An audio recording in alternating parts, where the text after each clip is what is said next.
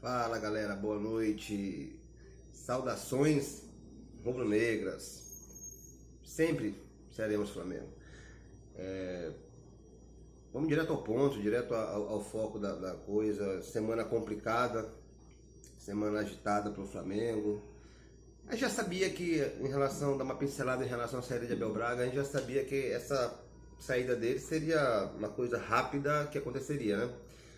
E seria um reloginho que ia chegar num determinado ponto que culminaria com a saída dele. Isso era fato, todo mundo sabia. O próprio Abel cavou a saída dele do Flamengo. Não tem essa de dizer, a diretoria é culpada em relação à saída do Abel. Pô, culpada por quê? Ele que se demitiu, pô. Ele que se demitiu, não foi o Flamengo que demitiu ele. Tá? Ele que se demitiu. Talvez ele tenha antecipado alguma coisa que iria acontecer mais pra frente, mas foi ele que pediu demissão, não foi o Flamengo que demitiu ele. Então, cara, não tem como o Abel ficar se vitimizando. Eu acho que ele está se vitimizando na mídia, na imprensa, para poder encobrir um trabalho que não foi legal. Encobrir um trabalho que não foi bacana, encobrir um trabalho que foi inoperante, um trabalho que não estava rolando, não estava acontecendo. Isso sempre falando e repetindo, de acordo com aquilo que ele tinha em mãos de material humano, a qualidade de material humano que ele tinha em mãos.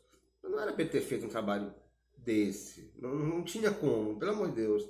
Eu acho que até o time do Barbieri, um time, na minha opinião, inferior, deu mais resultado coletivamente que o time do Abel Braga. E até ontem praticamente, né? Deu muito mais resultado, foi muito mais time. A gente via um padrão de jogo. Talvez o Barbieri não tenha ido para frente pela experiência que não tinha, né? Soltar um cara desse no Flamengo com potencial, mas sem bagagem, raramente, dificilmente vai dar certo. O Flamengo vive um turbilhão diário de coisas, de acontecimentos, então é muito complicado, muito complicado. Não, eu acho que o Barbieri lá na frente vai ser um bom técnico, mas o foco não é Barbieri, graças a Deus, deixei pra lá, já passou, que a gente sabe um dia volte. Mas o Abel, acho que quando ele falou um monte de coisa, ele mesmo, como o Fábio Luciano até foi muito feliz numa declaração dele, o próprio Abel se fritou no Flamengo, o próprio Abel se fritou. Ele mesmo se puxou o tapete dele.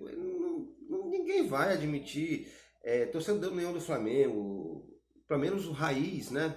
Ele não vai aceitar ninguém, hipótese alguma, falar que perder é normal, elogiar o estádio do adversário, babar ovo, esse tipo de coisa não. O Flamengo não vai aceitar isso e nem tem que aceitar. Eu acho que então o Abel mesmo peitou a torcida e tá aí o que deu. Não aguentou a pressão, pediu para sair. Aí fica um monte de gente culpando a diretoria, os amigos do Abel, amigos do Vinho, não sei mais de que e tal. Ah, porque o Abel foi mal conduzido a saída. Mal conduzida por quê, cara? Ele pediu para sair, cara. Ele pediu para sair, foi mal conduzido em quê? Os caras são complicados, cara. Os caras querem tirar a culpa do Abel e jogar na diretoria, jogar no Flamengo, deixar a bomba lá, quando o principal culpado foi o próprio Abel, com um trabalho ruim, cara. Com um trabalho sem padrão, sem cara, uma coisa sem... O Flamengo ia jogar amanhã, a gente não sabia qual era o Flamengo que ia entrar. A gente não sabia o que esperar. Se era um Flamengo que ia surpreender com uma baita de uma atuação, ou se seria o Flamengo do Abel. O Flamengo do Abel, que é o Flamengo que 80% das vezes que entrou em campo foi o Flamengo do Abel, um time desorganizado total, sem cara, sem identidade. Então, não gosto de jogar essa pra diretoria não, cara. Acho que nessa diretoria não teve culpa nenhuma. Não teve culpa alguma. Acho que a culpa foi única e exclusivamente do Abel. Abel Braga foi ocupado pelo seu próprio fracasso no Flamengo. Ah, porque os números do Abel beiraram a casa dos 70%. Nossa, sério isso? 70%? Dessa porcentagem, qual foi o número de jogos no Carioca, na própria Copa Mickey? Tudo conta.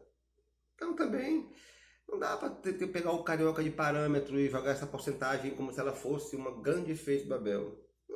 Não é. Não é. O Flamengo não perdeu para o Atlético Paranaense por por sorte, eu diria sorte, porque aquele jogo foi horrendo, pífio, e não dava mais, cara, não tinha mais como. Não tinha mais como. Ele só adiantou aquilo que seria feito mais lá na frente. Mas foi ele que pediu demissão. Então, vamos isentar a diretoria disso aí. Na minha opinião, na minha visão, é isso, cara. Então vamos superar esse lance de Abel, já tá chato pra caramba. Abel.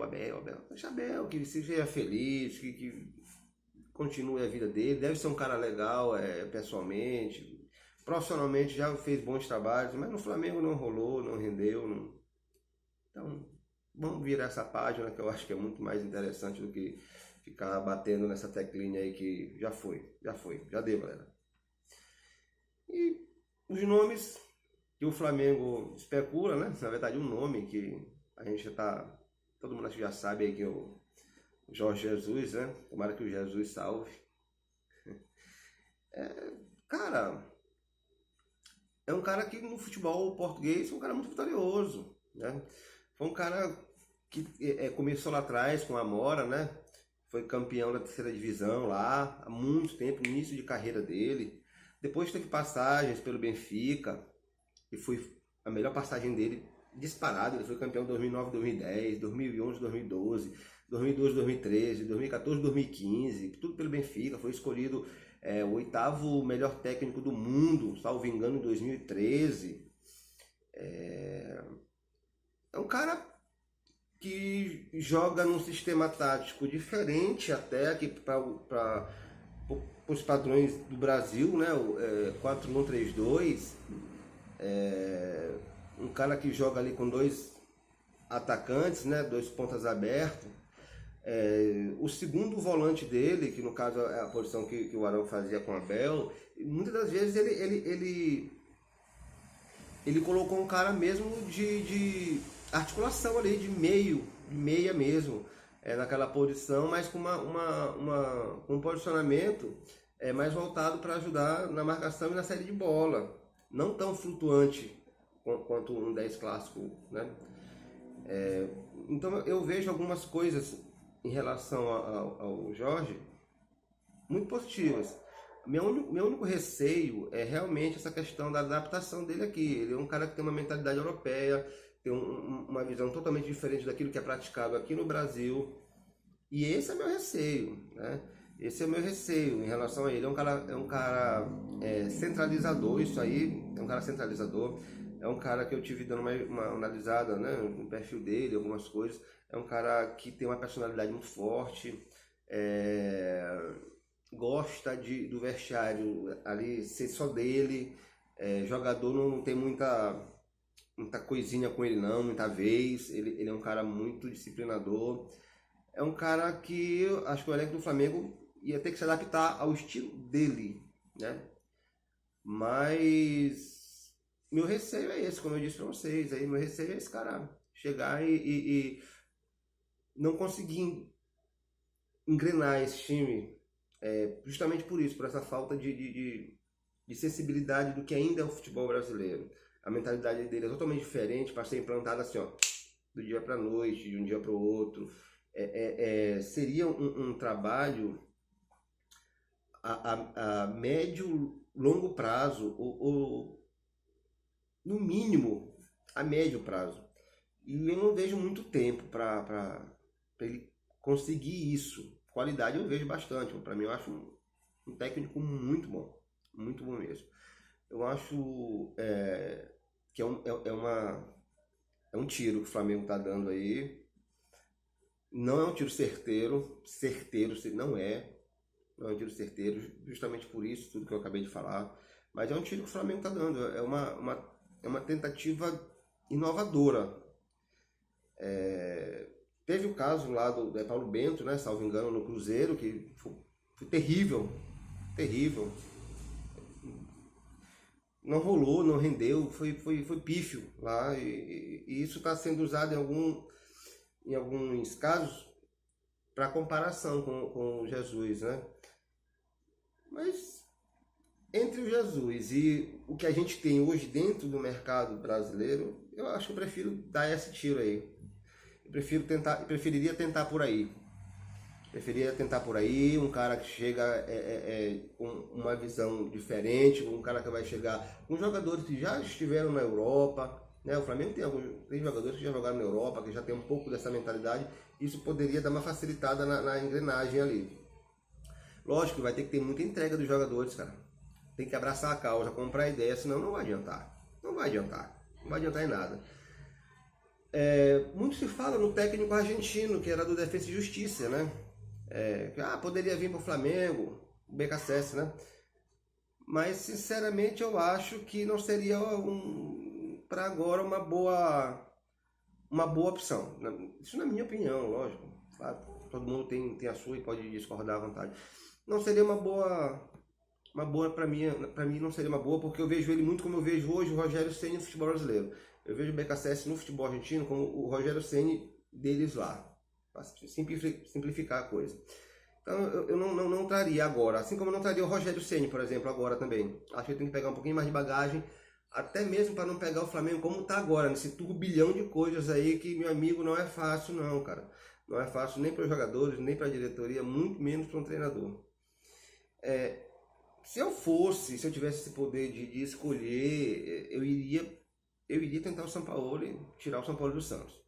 Lógico que não em momento nenhum atravessando o Santos, indo lá no próprio Santos, tentando negociar, conversar, eu tentaria o Sampaoli, cara. Eu acho que por ser um cara que já está no futebol brasileiro, que já conhece um pouco do futebol brasileiro, já está um pouquinho maturado ali para tentar fazer algo diferente. Eu penso assim.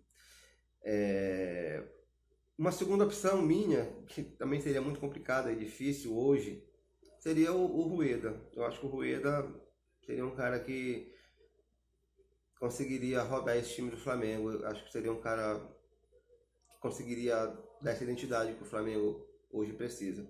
Mas é muito complicado, porque o Rueda está na seleção chilena e teve aquilo tudo que envolveu. Uma boa parte da torcida ainda acha que o Rueda foi covarde com o Flamengo, que o Rueda não foi legal. E uma boa parte da torcida do Flamengo não sabe a verdadeira história, né? O cara assinou o contrato dele praticamente com o Chile na mesa da presidência ali, na frente do Caetano, do Bandeira. E eles sabiam de Dorival para ele negociar. Então tudo caiu em cima do Rueda e ficou uma situação, para uma parte da torcida, meio mal resolvida. Renato Gaúcho não iria. Agora acho que o Renato Gaúcho teve a chance dele de vir para o Flamengo por 2 vezes, não veio. Teve a chance de realizar o sonho dele e não realizou. Eu não iria no Renato Gaúcho. Minha última opção, sinceramente, hoje, dentre esses nomes que eu citei, seria o Dorival Júnior. Até porque a gente não tem nenhuma garantia que seria repetido a evolução e o trabalho que foi feito no ano passado. A gente não tem essa certeza. Então, não iria no Renato Gaúcho, no Dorival a princípio, perdão. E meus nomes seriam esses, mas a diretoria do Flamengo, eu creio, e por algumas coisas que eu fiquei sabendo, onde eu tentei dar uma investigada para uma perguntada ali para outro, sondei uma besteirinha aqui, uma ali, não sou apurador, por longe de mim, mas dei uma sondadazinha em alguns contatos que graças a Deus a gente tem. E o nome do Jesus é o nome da vez mesmo, é o que a diretoria a priori vai tentar, é o que a diretoria vai buscar de concreto nesse primeiro momento. Fiquei sabendo que tem uma conversa entre o Landim e o Jesus amanhã após a final, né? Após a final. Eu acho que daí vai sair sim um fechamento, vai sair sim uma negociação. Acho que as coisas estão caminhando para um rumo positivo para o Flamengo. Em relação a jogadores, quem viu a entrevista do Marcos Braz aí, eu acho que se não tivesse algumas coisas bem definidas ali, ele não abriria como ele abriu, entendeu? Ele abriu algumas coisas ali ele foi bem firme. Então esse é sinal que tem realmente coisa bem encaminhada, que ele deixou entender ali, pelo menos foi o que eu entendi nas entrelinhas, que o Rafinha ainda tem contato com o Bahia, está esperando esse contrato terminar para poder, enfim, finalizar com o Flamengo e fechar. Sobre o Felipe Luiz, o que eu tenho, que eu sei é que o prazo, como o Braz falou, é para depois da Copa América, ele dá a palavra final dele. Ainda não é uma negociação que está garantida, não está longe disso, tá? Talvez dentre essas todas que o Braz citou seja a mais difícil. Falou dos dois zagueiros, né, o Gemerson e o Zapata. O Zapata particularmente eu não conheço, não acompanhei tanto, mas é um cara alto, forte, bom na bola aérea, mas tem um currículo, entre aspas, extenso de lesões, né, que atormentam ele um pouco. Eu acho que o Gemerson hoje seria muito mais plausível para o Flamengo do que o Zapata, e vejo até mais como mais zagueiro, mas como ele deixou claro, vem um ou outro. Eu ainda creio que a primeira opção seja o Gemerson. Ainda estou confiando nessa mesma informação. O Gemerson é o cara, é o plano A da diretoria, né? Em relação ao Thiago Maia, foi aquilo lá que ele disse, como ele falou, que existe uma negociação, mas o Lille pediu um jogador, esse jogador é o Renier. O Lille não pediu o Renier em troca, o Lille pediu exclusividade no direito de compra dele, com passe fixado eu fiquei sabendo 35 milhões, tá? E o Flamengo não aceitou, o Flamengo não quis, rechaçou a proposta e está tentando negociar de uma outra forma.